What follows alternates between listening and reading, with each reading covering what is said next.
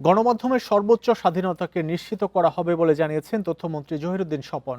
সকালে বরিশাল সার্কিট হাউসে সড়ক দুর্ঘটনায় ক্ষতিগ্রস্তদের মাঝে বিআরটি এর চেক বিতরণ অনুষ্ঠানে কথা বলেন তিনি। দেশের গণমাধ্যম এখনও যথেষ্ট আধুনিক হয়নি বলে মন্তব্য তথ্যমন্ত্রীর। বলেন, এ বিষয়ে সরকার যথাযথ পদক্ষেপ নেবে। জনগণের কাছে অবাধ তথ্য সরবরাহ নিশ্চিত করতে সাংবাদিক সহ সকল অংশীজনদের মতামতের ভিত্তিতে জবাবদিহিতার পরিধি নির্ধারণ করা হবে বলেও উল্লেখ করেন তথ্যমন্ত্রী।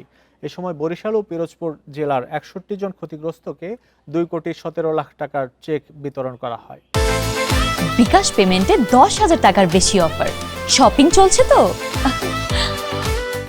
জনগণের কাছে তথ্যের একটা অবাধ সরবরাহ নিশ্চিত করা এবং সাংবাদিকদের সঙ্গে বা সংশ্লিষ্ট সকল অংশীদারদের মতামতের ভিত্তিতেই আমরা একটা জবাবদিহিতার পরিধি প্রথমে নির্ধারণ করব।